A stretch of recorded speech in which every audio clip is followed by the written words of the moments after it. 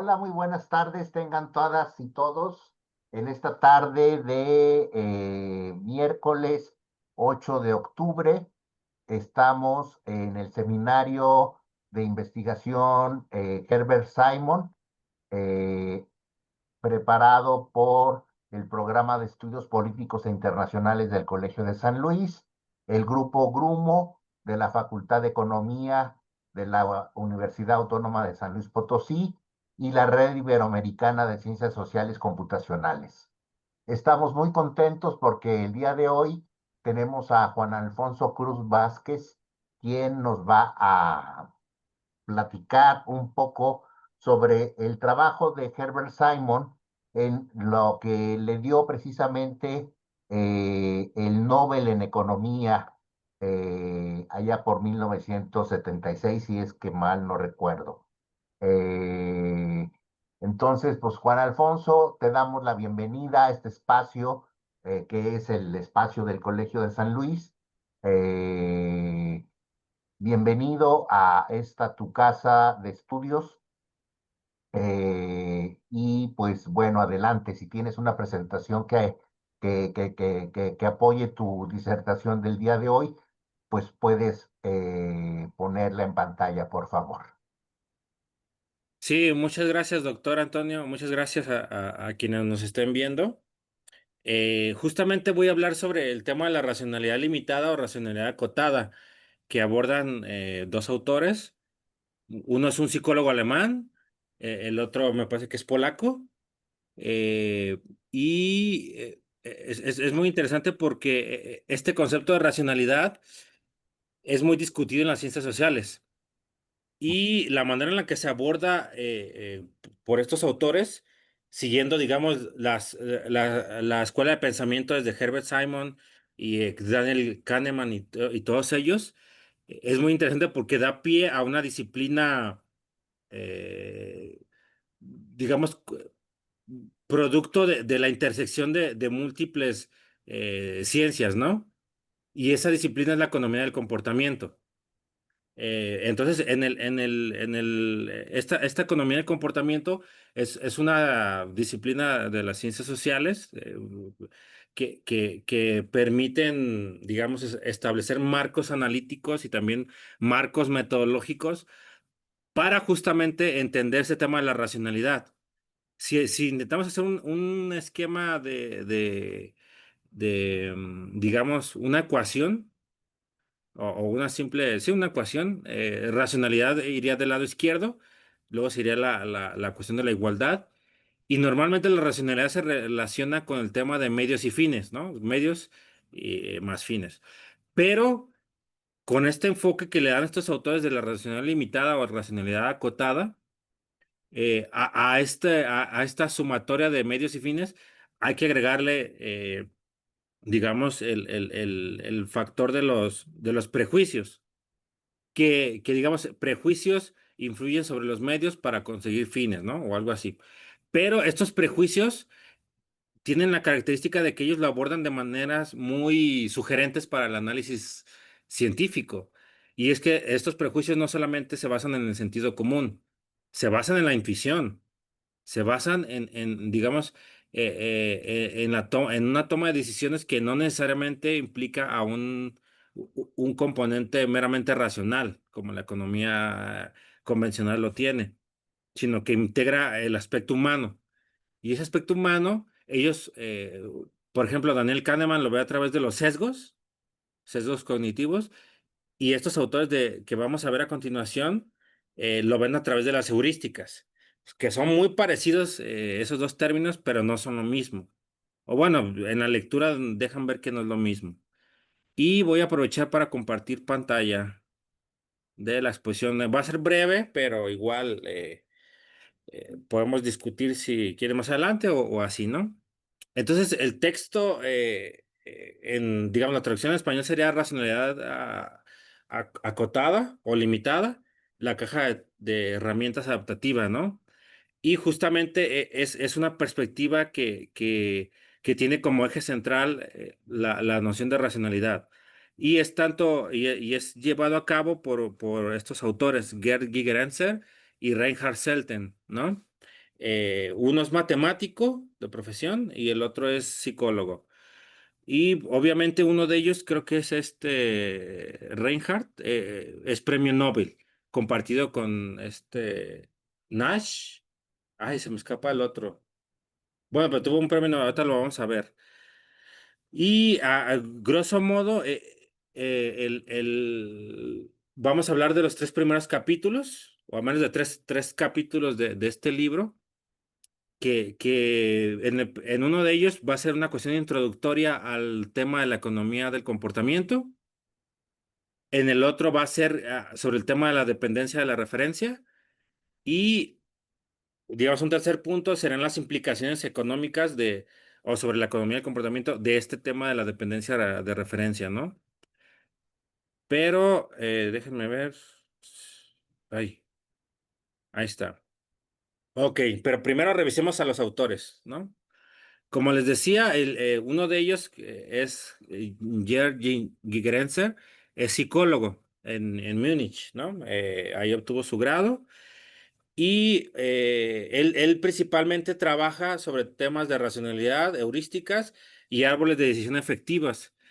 Es decir, presta atención al análisis de la toma de decisiones, pero critica y, digamos, trata de profundizar y reivindicar el papel de la intuición en la racionalidad de las decisiones, ¿no? De combatir esta premisa del agente económico con información perfecta, que es capaz de tomar la mejor decisión, y eso lo deja pendiente desde la introducción. Es decir, desde la introducción nos viene planteando que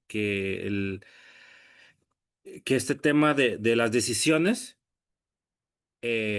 involucra no solo un aspecto utilitario calculador, maximizador de opciones, sino que más bien nos lleva a pensar en una multiplicidad de posibilidades. Y en esa multiplicidad de posibilidades, dado por un ambiente ecológico o digamos una cuestión ambiental o de contexto, es como los individuos eh, toman de manera asertiva o a veces equivocada también esta cuestión de sus decisiones, ¿no? Y a esta cuestión de las decisiones que toman a partir de lo que los sujetos consideran como viable, a esto le llama heurísticas. Es decir, si un sujeto se quedara a pensar en cada decisión, así sesudamente, en cada decisión que quiera emprender o poner en acción, se paralizaría. Entonces, ante ello, estos autores siguen la línea de los atajos mentales, es decir, de aquellas acciones quizás rutinarias, quizás que provienen hasta del mismo sentido común, para poder, sí, avanzar en la vida cotidiana, ¿no? Y esto tiene impactos profundos no solo en un ámbito de decisiones racionales como si voy a tomar un camión o prefiero irme en Uber, de si voy a comprar una computadora o prefiero gastar mi dinero en un concierto. Todas estas decisiones están permeadas no solo por lógicas racionales, sino también por lógicas emocionales y lógicas, digamos, basadas en enfoques neurocientíficos, ¿no? Y bueno, en el caso déjame ver si se cambió. Eh, en el caso no me hace caso. A ver, déjame ver. Estoy buscando que se cambie hacia el siguiente personaje de este libro, que es el doctor Reinhardt. Él es un matemático. Tengo entendido que Gigerense todavía vive. Y creo que tiene como 76 años. Aquí está. Reinhard Stellen. Stellen sí es un economista de formación, ¿no? Es polaco, aunque digamos se la escribe en su nacionalidad alemana.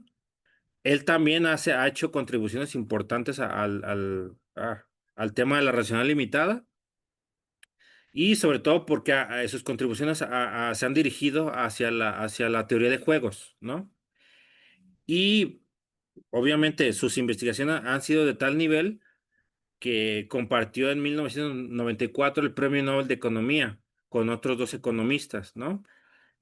Y digamos, el aporte que hace principalmente señor Reinhardt eh, tiende digamos, a mejorar el concepto de equilibrio de Nash para analizar la dinámica de la interacción de las estrategias de los actores, ¿no?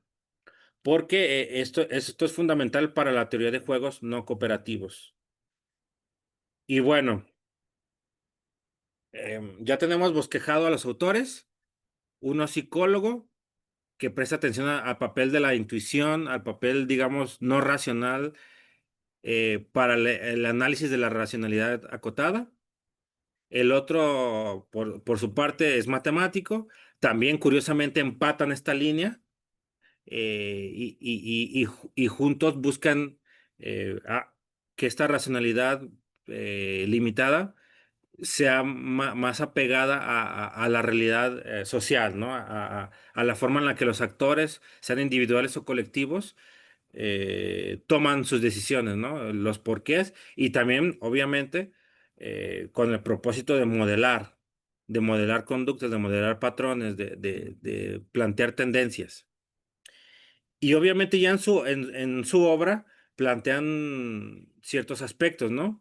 Primero, que la racional limitada eh, señala que los individuos no son capaces de procesar toda la información disponible, es decir, del embudo de sensaciones y estímulos que están en la realidad y que orientan para ciertos determinados cursos de acción, orientan las decisiones.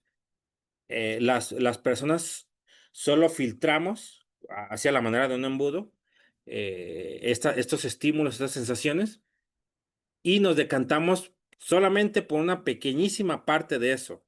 Entonces, ese embudo que filtra, que decanta estas percepciones que tenemos, sí, estas estimulaciones por parte de nuestra interacción con el ambiente, nos sirve como una interfaz para poder, sí, ejecutar decisiones, ¿no?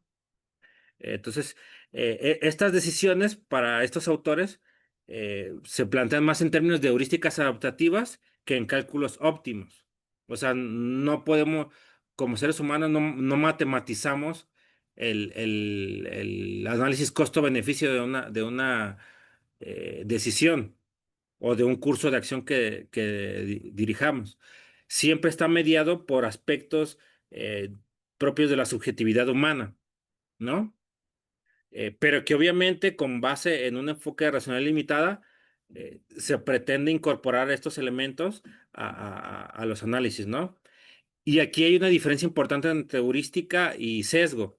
Los sesgos, o sea, los dos plantean tendencias, plantean perspectivas, plantean formas de ver y direccionar nuestros lentes paradigmáticos, por decirlo así. Pero mientras los sesgos nos encasillan en ciertas perspectivas, la heurística nos permite hablar de una multiplicidad de posibilidades, una multiplicidad que sí,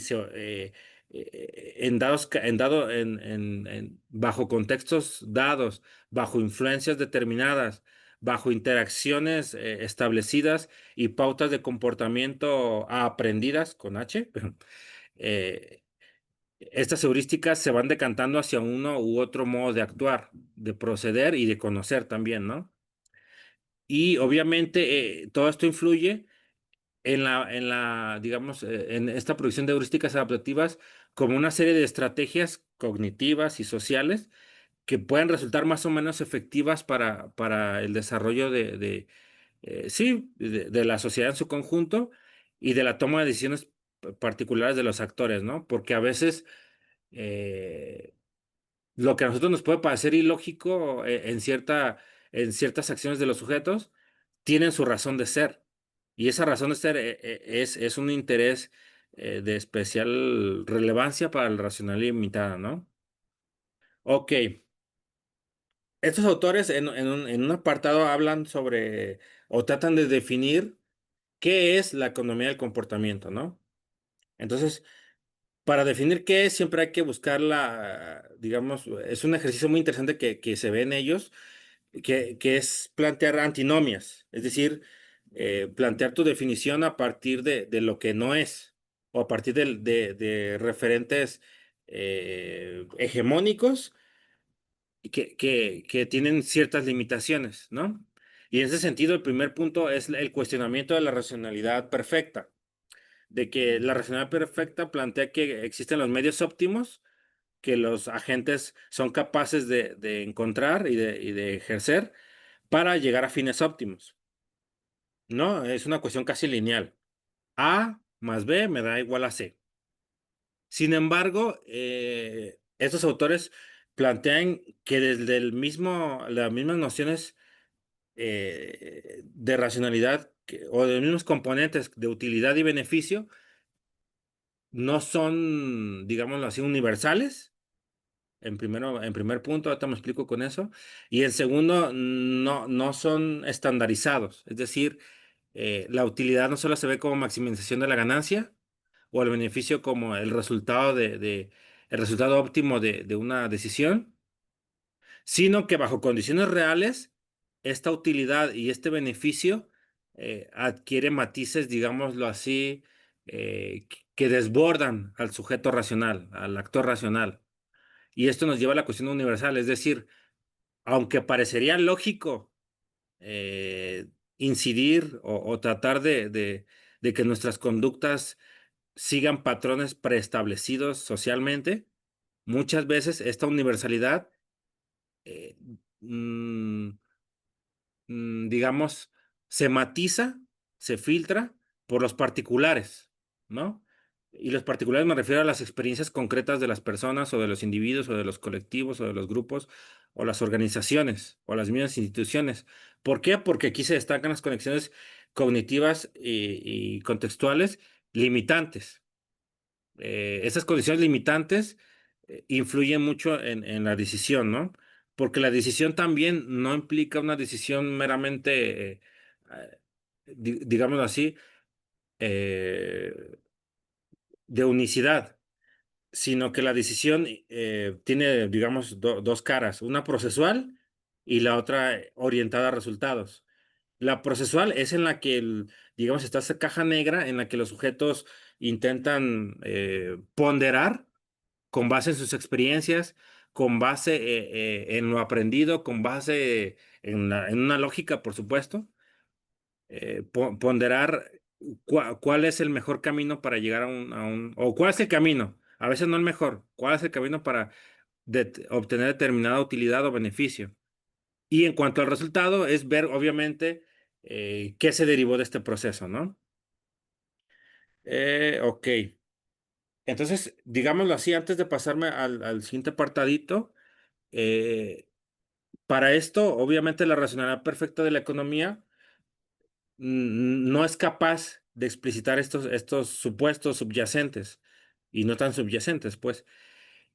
Y esto hace necesario digamos, que se profundice en ciertas disciplinas como la misma economía, las neurociencias o digámoslo así, las ciencias sí, una multiplicidad de ciencias, pues, la economía, la neurociencia, la sociología, la computación, la informática, para generar una disciplina nueva, una disciplina que intersecta, que en cierto sentido es ecléctica. Y a esta disciplina estos autores le llaman, bueno, retoman la idea de la economía del comportamiento, que es una disciplina que integra aspectos neurológicos, psicológicos, sociológicos, económicos, políticos incluso, culturales, para poder dar cuenta de una manera holista y compleja ante los comportamientos de los agentes, ¿no? Entonces ya con esto, esto es lo que plantean en un inicio, esto de repensar la racionalidad bajo un esquema multidisciplinario e interdisciplinario, porque lo multi y lo inter tienen sus diferencias, hay cualitativas, pero las tienen, pues. El multi todavía respeta los campos disciplinares y el inter intenta establecer ya coordenadas conceptuales y teóricas que sean compartidas, ¿no? Entre estos campos. Y esto nos lleva al segundo punto, ¿no? A la dependencia de la referencia, es decir, a la manera en la que las decisiones que toman estos actores, aparte de depender de cuestiones neurológicas y sociales y psicológicas y económicas, también dependen de con qué se estén comparando, desde dónde están partiendo en la toma de decisiones.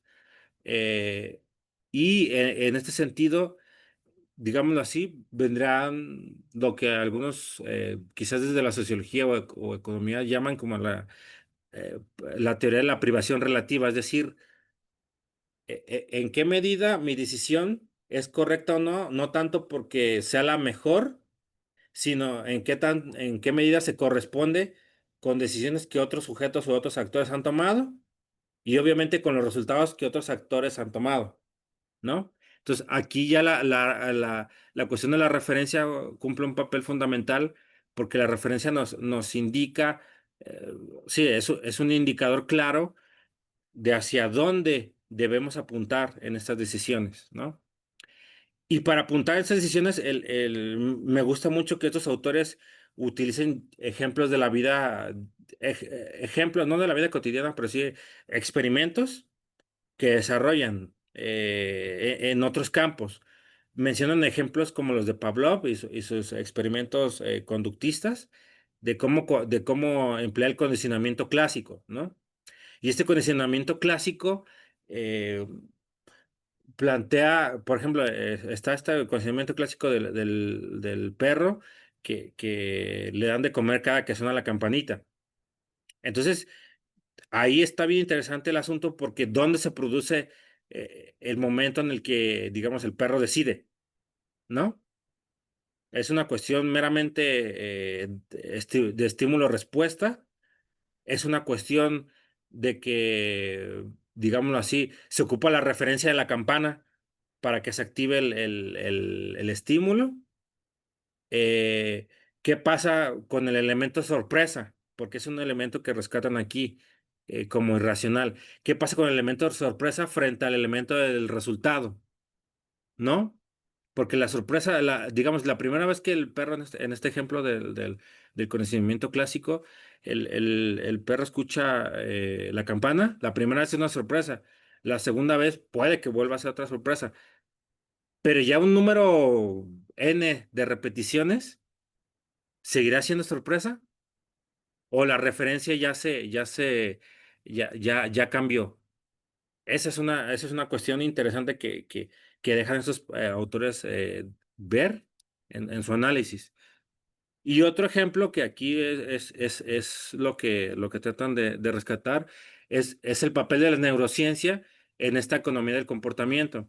Y justamente ese papel que, digamos, juega una de las hormonas que tenemos nosotros por excelencia, que es la dopamina, que es la encargada del placer, ¿no? Entonces, cómo la dopamina llega a afectar esta sensibilidad tanto a la recompensa como a la motivación por la misma, ¿no? Es decir, como un componente neurológico o un componente, sí, un componente dopaminérgico es capaz de influir sobre la toma de decisiones, es capaz digamos, de influir sobre los tipos de dependencia referenciales que existen en cuanto a lo que consideramos como utilitario o como benéfico.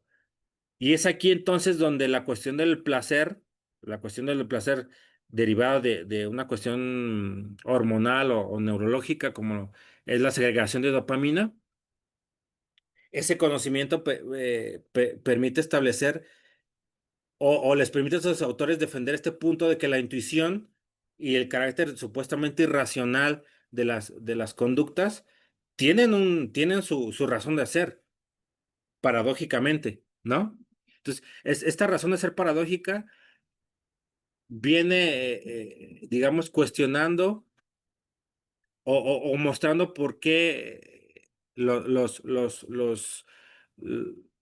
sí, los momentos en los que uno toma decisiones no necesariamente son óptimos, ¿no? Y esto nos lleva ya a las implicaciones económicas de la referencia, porque aquí, digamos, en este segundo apartado, los autores tratan de explicar este punto de referencia subjetivo a partir, digamos, de otras disciplinas. Pero como estas otras disciplinas ya contribuyen a las implicaciones económicas, ya es a partir de esto, ¿no? De analizar sus efectos. Porque, digamos, esta idea del valor no sería como una cuestión, digámoslo así, en términos por decirlo popularmente hablando en ciencias sociales, está la teoría del valor de Carlos Marx, ¿no? O de Karl Marx, que obviamente el valor es asemejado a la riqueza y esta riqueza tiene un valor de uso y valor de cambio, ¿no? Pero aquí no se refiere a eso. Aquí, digamos, la valoración está en esta ponderación multidimensional que involucra lógicas racionales y lógicas irracionales, o lógicas intuitivas, o lógicas sensoriales, en torno a aquello que consideramos valioso, ¿no? Y esto obviamente implica la aparición de sesgos y de heurísticas, de atajos mentales. Y uno de ellos, de los que hacen mención estos autores, es este efecto de dotación, ¿no? Que ellos lo definen como una sobrevaloración de aquello que se posee. Es decir, cuando uno tiene o le dan un objeto o consigue o compra un libro, por ejemplo, o compra una computadora o un carro, en términos lógicos, racionales, sabemos, por ejemplo, que en el caso del carro se va a devaluar un 20 o 30% en cuanto salga de la agencia. También sabemos que va a implicar una serie de gastos de mantenimiento que año con año van a ir incrementándose y el valor del carro va a ir en decremento, ¿no? Sin embargo, aquí hay digamos, dos vertientes de este efecto de dotación. A pesar de ver los costos y beneficios de tener un carro, hay dos cosas por las que nos movemos o por las que valoramos comprar ese auto. Uno es la aversión a la pérdida, es decir, eh, el hecho de que si ya lo compramos, no tan fácilmente nos vamos a deshacer de él porque ya vemos que, bueno, ya lo tenemos, ya está ahí, hay que sacarle provecho, esto y esto, ¿no? Pero el otro efecto que refuerza la aversión de la pérdida o el sesgo de la aversión de la pérdida es justamente el hecho de que nos genera ciertas emociones, ciertas, sí, sí, sí, digamos, existen en el entorno una serie de presiones socioculturales que le podemos llamar como mandatos y sí, como una cuestión de involucrar aspectos o dimensiones de estatus, de prestigio, de, de, de presión social, pues, que aunque veamos en lo negativo o los perjuicios que tenga cierta decisión, nos animemos a tomar la decisión. En este caso, tener un carro de último modelo o así, eh, nos da ante la gente un estatus diferenciado, ¿no? Es decir, nuestro punto de referencia cambia, se vuelve positivo, curiosamente. Entonces, esta cuestión positiva y negativa de las implicaciones económicas en cuanto a la dependencia de referencia hacen que tomemos decisiones muchas veces no racionales, ¿no? Entonces, ahí se conjugan esos elementos racionales y no racionales y que nos hacen caer en errores. Estos errores no son vistos como que nos equivocamos, a menos no desde esta perspectiva de la economía del comportamiento, sino que son más bien desviaciones, ¿no?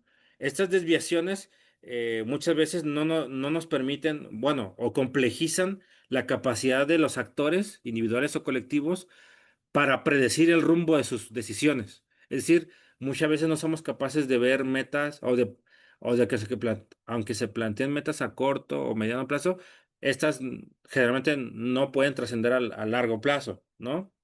O a veces en efectos contrarios nos permite anticipar estas reacciones.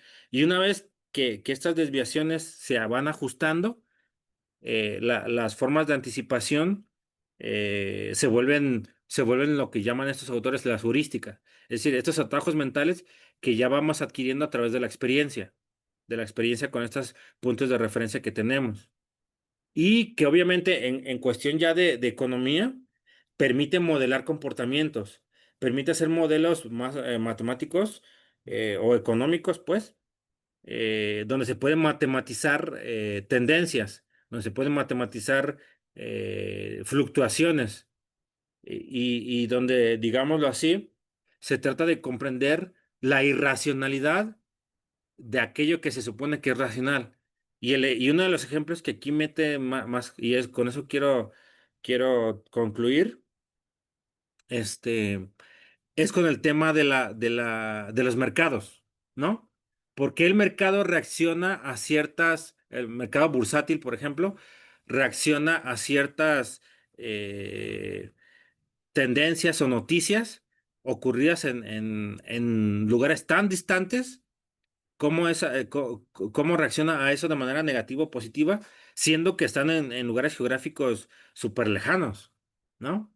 Como, digámoslo así, hace tiempo pasó esto de un futbolista, ¿cómo se llama? Cristiano Ronaldo. Lo iban a entrevistar en una conferencia de prensa y este futbolista tenía a un lado un envase de coca. Y por el simple hecho de decir coca no, agua, por ese simple hecho de quitar la coca y agarrar una botella de agua, el mercado, pues, digamos, las acciones de la Coca-Cola se devaluaron, no recuerdo qué tanto por ciento, pero bajó, ¿no?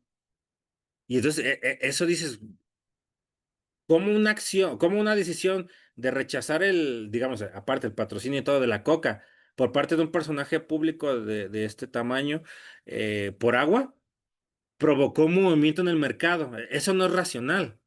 O sea, desde el punto de vista de una racionalidad perfecta, no tendría sentido, ¿no? Que una acción individual tenga ese impacto en la economía. Sin embargo, desde esta perspectiva que proponen Igrenzer y Selten, Reinhardt, eh, nos da a entender que estas irracionalidades del mercado tienen su razón de ser, tienen variables complejas que muchas veces se subsumen en cajas negras, pero que otras veces pueden dilucidarse a través de la teoría de juegos o a través del análisis de la complejidad o de la misma multidisciplinaridad que intenta tejer la economía del comportamiento para justamente dar cuenta de esas, eh, no le quiero llamar, bueno, mejor le llamémosle de esas eh, tendencias que influyen sobre las decisiones económicas de los sujetos, de los actores, ¿no? Y bueno, yo hasta aquí le dejaría. Y agradezco el placer de su atención y queda abierto pues a la discusión de la racionalidad ilimitada, ¿no?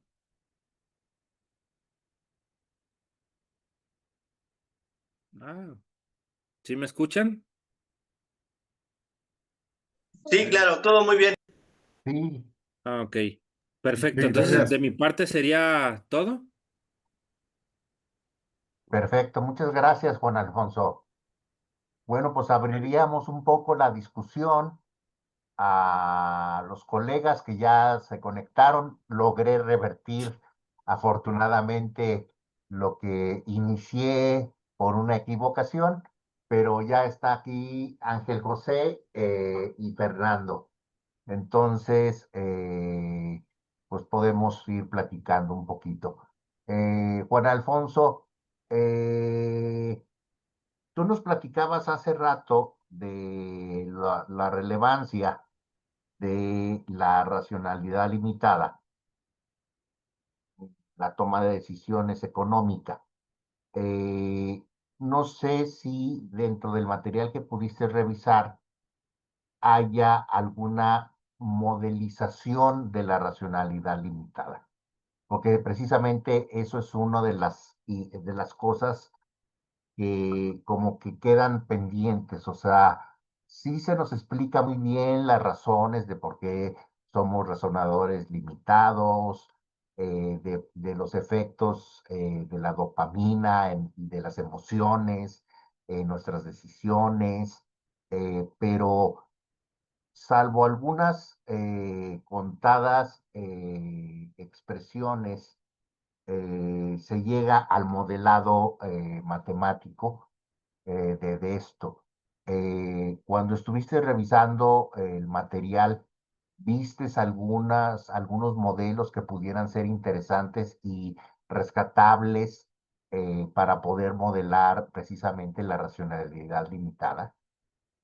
A nivel ya sea colectivo, a nivel sujeto, a nivel empresa, no sé, no sé, abro la Sí, pregunta.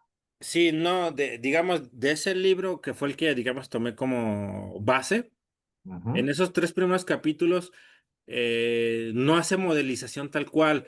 Muestra por ejemplo, muestra una ecuación para ujú, explicar el tema de la recompensa. ok, ¿No? Que la recompensa está determinada por ciertas valoraciones subjetivas, más el ¿cómo se dice? Sí, el recompensa, sí, valoraciones subjetivas más resultados esperados, algo así menciona. Pero en sí un modelo así que plantee esta cuestión que tú señalas, no, a menos en los primeros no. Más bien en los primeros lo que está tratando de plantear estos autores es justamente, primero, la importancia de la economía del comportamiento para el análisis de la racionalidad limitada. Dos, el destacar la dependencia de la referencia, es decir, del punto de referencia como factor clave de la racionalidad limitada. Y tres, ajá, esas implicaciones económicas que va teniendo. Pero digámoslo así, todavía no alcancé a ver si en los subsecuentes capítulos hay ya ajá, modelos, ¿no? Quizás los haya más adelante, me faltó la lectura, ahí sí la debo, pero al menos en este primer tercio de la obra conceptual de estos autores, se plantea más en esos términos de un proyecto mm. que no han todavía concretado en modelados. Pero está muy interesante esa pregunta, interesantísima. Sí, porque precisamente una de las cosas que buscamos con el seminario es dotarnos de herramientas que nos lleven un poco más allá del discurso, ¿no? O sea, si bien el libro va a ser un libro en remembranza a Simon, pues lo que queremos es precisamente proponer cosas sustentadas en su pensamiento, más que una remembranza eh, sobre precisamente qué es lo que hizo o qué no hizo, sus contribuciones. Y precisamente este apartado de la racionalidad limitada, pues creo que es uno de los que podríamos abordar, yo creo que a lo mejor hasta de manera colaborativa, eh, para precisamente poder pues modelar precisamente la racionalidad limitada en alguna situación. Yo me estoy imaginando una sociedad de agentes. Bueno, les voy a platicar un poco. Hay un modelo que se llama el modelo del bar, ay, ¿cómo se llama ese bar? El Farol, es un bar que está en Estados Unidos y que es muy popular entre las personas, eh, pero el ir al Farol implica a veces incomodidad, porque se está a gusto cuando hay cierto número de personas, pero luego a veces está sobrepasado el cupo del bar y se vuelve incómodo. Entonces, lo que hacen, y eso lo recuerdo de un modelo que se hizo en NetLogo, que precisamente se llama El Farol, lo que hacen son que la racionalidad limitada está modelada a través de la experiencia pasada que se tiene con respecto al haber ido al farol. Entonces, la gente decide ir o no ir dependiendo de cómo le fue en una ventana de experiencia que tuvo en ocasiones pasadas. Entonces, ahí hay un primer indicio de cómo modelar, ¿no? O sea, decir, a ver, ¿qué es lo que voy a modelar? Pues la racionalidad limitada, pero la racionalidad limitada está conformada por qué elementos. Bueno, pues principalmente el elemento principal de la racionalidad limitada es la falta de capacidad de cálculo. Entonces, yo no puedo establecer que tengo el modelo clásico de decisión y entonces rompo con ese modelo clásico de decisión y propongo un modelo alternativo. No me baso en el modelo de decisiones clásico, sino que el modelo alternativo dice, ah, pues mira, vas una vez, ves cómo está, si está sobrecargado de gente, pues te sales y dependiendo de cómo te fue en esa ocasión, pues empiezas a iterar y tienes una ventanita de tamaño, ¿cómo se dice? Es de tamaño variable, una ventana de conocimiento de tamaño variable, que es lo que representa la racionalidad limitada. Es decir, tienes experiencia sobre cómo te fue en el bar porque fuiste una vez. Claro está, la primera vez, pues a lo mejor te fue muy bien, no había mucha gente y tu experiencia es positiva. Entonces, a la siguiente fin de semana, vuelves a decidir ir porque tu experiencia fue positiva. Pero ahora, ¿qué pasa cuando empiezas a tener una multitud de agentes con esa misma regla? Y es más, ahora los hacemos heterogéneos. A veces los agentes no todos van a tener la misma ventana de decisión, sino que los agentes tienen una ventana mucho más reducida o mucho más ancha. Entonces, pues algunos dicen, no, me fue de la fregada hace 5 días, semanas que fui y pues decido no ir. Entonces, ese decidir no ir hace que sea una experiencia más agradable para el que sí va. Y eso es un modelo muy simple de racionalidad limitada que yo conozco y que les puedo platicar, donde precisamente lo que se está modelando son decisiones de la vida cotidiana, ir o no ir a un bar, que se toman de manera recurrente, pero no implica heurísticas, implica más bien ventanas de cierto tamaño con respecto a la experiencia obtenida en las idas al bar. Entonces, pues obviamente el modelo es muy susceptible de mejoría, porque podríamos empezar a poner heurísticas, pensando que las heurísticas son precisamente el decir, ah, pues yo quiero ir al bar porque me gusta ir al bar. Entonces, esa sería una de las heurísticas, decir, bueno, si llego al bar y veo que está sobresaturado, pues me regreso a mi casa. Si llego al bar y veo de que pues, no está tan lleno, pues me meto. Eh, pero no lo decido desde casa, sino que lo decido ahora yendo al bar. Y eso NetLogo lo permite que precisamente hagamos que los agentes visiten y salgan, entren y salgan, entren y salgan del bar, teniendo un efecto dinámico muy interesante, donde precisamente dependiendo del horario, en el que se llega, si muy temprano, si muy tarde, si intermedio, si está saturado o no está saturado el bar. Entonces, esa es una de las formas que yo conozco en las que se ha intentado modelizar la racionalidad limitada.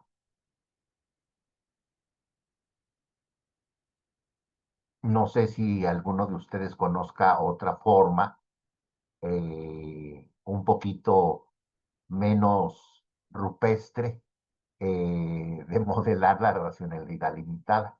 Pero con modelos basados en agentes, el modelo de el farol es uno de los referentes básicos para el modelado de la racionalidad limitada. No sé si lo hayan oído mencionar. Está en el logo, está dentro de las bibliotecas de NetLogo. Lo pueden ver allí funcionando. Déjenme ver si puedo echar a andar aquí NetLogo. Uy, creo que ni lo tengo instalado. No, no lo tengo instalado ahorita NetLogo. Es que como ya me cambié a Python, ya NetLogo lo he dejado de lado un rato. Eh, pero bueno, no sé, no sé qué opinión les merezca. Sí, Fernando, sí, Ángel, Sí, ¿me escuchan bien? Sí, sí, te escuchamos bien, Fernando. perfecto. Sí, sí, pues que marcas, bueno, yo creo que todo está metido en teoría de juegos.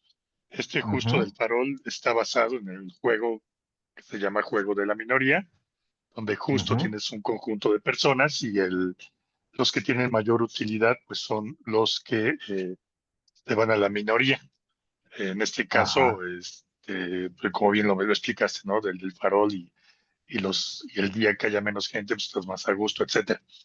En general es teoría de juegos, creo que es donde está basado pues todo esto de la toma de decisiones.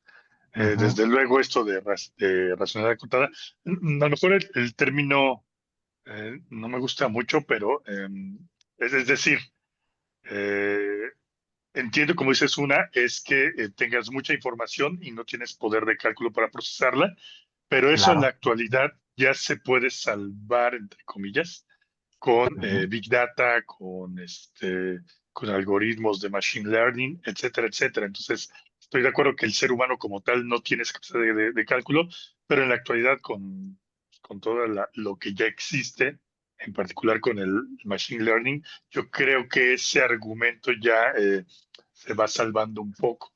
Está el otro de que, bueno, en vez de tener mucha información, tienes muy poca o no la tienes, ¿no? Ese sí ujú, ya sería otro cantar que también lo hace Machine Learning, pero esa sería otra cuestión de la racionalidad acotada, de que no tienes toda la información disponible para tomar la mejor decisión. Eso estoy de acuerdo en ello. Y finalmente creo que hay otro punto importante que también lo mencionaste, que es la toma de decisiones con recompensa inmediata, que es eso pues, de la dopamina, lo que dicen la diferencia entre felicidad y satisfacción. Entonces, la felicidad es inmediata y tomas decisiones con ello, pero pues también existen decisiones a largo plazo que en general luego son mejores, eso a largo plazo, aunque a corto plazo no tanto. Uno claro, hace la referencia entre la cultura de los chinos que toman decisiones pues a 10, 15, 20 años con respecto pues a nosotros, ¿no? Que son decisiones pues, que no pasan pues, del sexenio porque pues quién sabe si sacas votado, etcétera, etcétera. Entonces son esas decisiones y aunque tengas la información, la puedas procesar, regularmente te vas por decisiones que te dan una recompensa, aunque sea menor a corto plazo, que una recompensa a largo plazo. Entonces ahí también hay pues un componente interesante temporal y finalmente pues esta decisión de racionalidad acotada sobre a lo mejor está un poco saldado eso también, pero esto que lo que se llamaban el gen egoísta, ¿no? También con teoría de juegos, de que las decisiones son egoístas en general y no son del colectivo. En fin, entonces hay ahí también otra beta, pues es decir, creo que no solamente hay un modelo, ese que dijiste es uno, pero ya hay varios en teoría de juegos que además van relacionados con agentes, justo para hacer notar estas propiedades de la mente, pues, de la diferencia entre dopamina y serotonina, y lo colectivo con lo individual, y el exceso de información o la falta de ella. Entonces, hay varios puntos interesantes que se podrían en principio modelar otra vez con teoría de juegos y agentes. Claro. Era mi comentario. Gracias, Fernando. Ángel, adelante. Hola, bueno, no prendo mi cámara porque anda un poco débil la señal y hoy me costó trabajo conectarme. Sí. Pero bueno, lo que quiero comentar es justo que algo bueno, ya vi igual la parte de las presentaciones y todo. Hay un libro que justo de las fundamentaciones teóricas económicas, que es el de racionalidad limitada y habla de racionalidad y microfundamentos. Entonces, yo lo que justo me parece que dentro de lo que yo iba a justo a mencionar, de hecho, comento ahorita, estoy en el teléfono. Entonces, me cuesta porque se tarda la compu porque bueno, yo tengo Windows y entonces se tarda en cargar y todo, entonces por eso no me conecté con la computadora y ahí tenía la parte de una presentación que hice, pero básicamente yo centré para justo abrir la discusión en el capítulo 5 de ese libro que habla del Homo economicus, ¿no? Lo que me pareció muy interesante es la inferencia y cómo lo trata, ¿no? Entonces, justo a raíz bueno, el doctor Fernando bien menciona, de hecho, Brian Arthur es alguien que ha trabajado mucho la situación en complejidad de lo que sería el manejo de la información y todo lo que viene el doctor Antonio habla del modelo del VAR, ¿no? Que está en NetLogo. Y justo se va viendo ahí algo interesante, es el proceso de autoorganización, ¿no? Pero a mí lo que me parece interesante es que en este capítulo 5 menciona justo del modelo, pero pensando en la regresión. Es decir, es interesante, como menciona el libro, que hay un marco general para poder hablar precisamente de una situación hipotética, pero desde el punto de vista probabilístico. De entrada, el agente sería un agente estadístico que primero busca ver qué distribución es. De hecho, de esa parte a mí me recuerda mucho del trabajo de Anthony, que justo termina sentenciando en una distribución, pero de acuerdo al planteamiento del capítulo 5, sería el inicio de un modelo, porque justo el agente vería la probabilidad de las variables que se representan en una situación de elección y después utiliza la información probabilística para comprender la estructura causal de la situación. Entonces, ante eso, la pregunta que después hace es la definición de si X causa Y, e incluso se plantea la situación de que si van a meter la regresión lineal simple o no. En el libro, por ejemplo, menciona que el método de X y Y, hay que decir también que el método de regresión, y eso sería importante para empezar a ver el modelado, digamos en el caso de pensar esto, no se piensa en causa y efecto, luego sería la condición de qué tanto estas variables están relacionadas, ¿no? Y ahí entraría todo el tema de inferencia. Pero bueno, lo que ellos cuestionan es que es necesario ante esa percepción que sería un homo economicus racional, porque buscaría como causa y efecto. Entonces eso buscaría una ecuación de regresión y luego las varias combinaciones de los factores posibles de la confusión de la relación X y Y. Eso, digamos, podríamos pensar en teoría de juegos, esto, en el ruido que puede tener X y Y para la causa y efecto. Porque recordemos que la regresión, luego viene la parte multifactorial, ¿no? En donde lo que está es la regresión con una dependiente y muchas, una independiente y muchas independientes.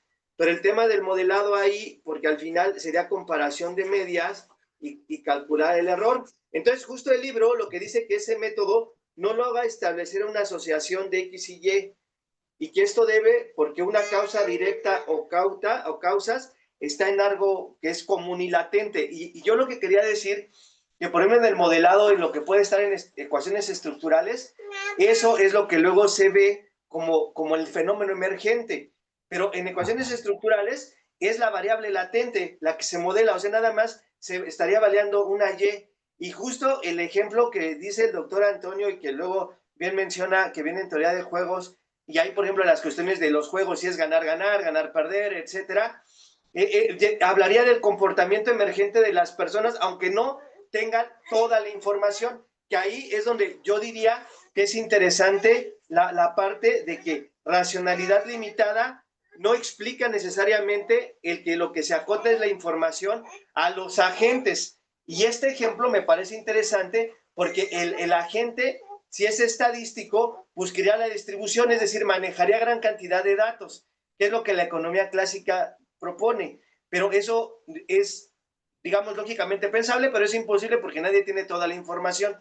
Ese es el fenómeno que justo Simons menciona. O sea, la racionalidad es limitada en tanto que nadie va a tener toda la información, pero en las interacciones aparece algo más que causa y efecto. Entonces, en este capítulo 5 empieza a hablar de esos métodos y algo para cerrar ahorita la intervención es que habla el condicionamiento basado en posibles factores de confusión también puede convertir una estimación consistente en efecto de X sobre Y en una estimación inconsistente. Es decir, cuando hablamos de estimaciones, el supuesto es que hay un muestreo, pero justo yo eso, y ahí incluso lo que dice el doctor ahorita, Fernando, me hizo pensar, con el Big Data ya es una definición de población, pero la parte de la estimación controla el error y es meramente estadístico, es decir, ya el modelado implica relaciones o reglas que no necesariamente en la relación hablaría del proceso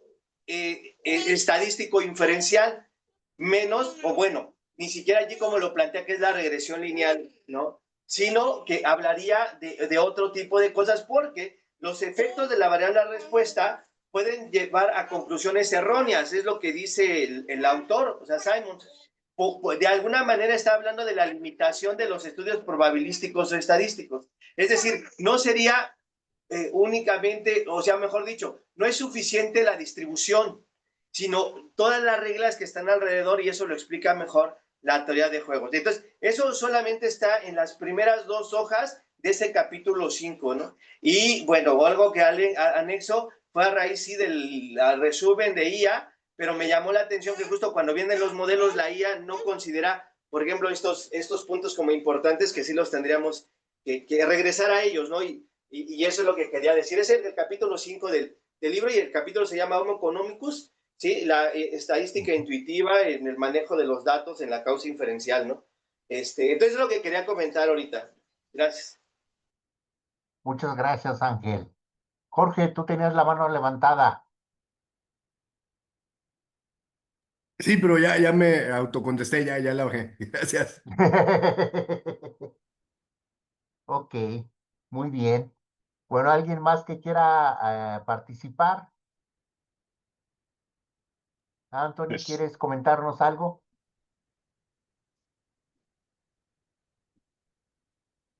a mí sí me gustaría comentar otra cosa. Sí, claro, Fernando, adelante. Sí, sí. Justo con esta teoría de juegos, y los economos también lo agarraron eso con la función de pago, la función de utilidad. Digamos, por eso la palabra mejor, racionalidad contada, no me gusta tanto, porque ya una vez teniendo la matriz de pagos, y ese es un gran supuesto, que tú tienes una matriz de pagos, la racionalidad te dice pues que vas a ir por la utilidad teniendo 2 opciones por la que te dé mayor utilidad. Desde luego no es tan sencillo. Eso es cuando tenemos una función pues bien definida, donde tenemos 2 utilidades o una función unívoca y uno siempre elige la que maximice su utilidad. Pues digamos, justo en el dilema del prisionero, ahí se ve, es un dilema justo porque la racionalidad aquí ya no queda tan claro. Es decir, si eres egoísta, sí hay ya la utilidad, digamos, individual, que es el equilibrio de Nash, ya queda bien claro. Pero si no eres egoísta y también ves por el bien común, que en general te da pues mayor utilidad en general, pues te vas por no delatar.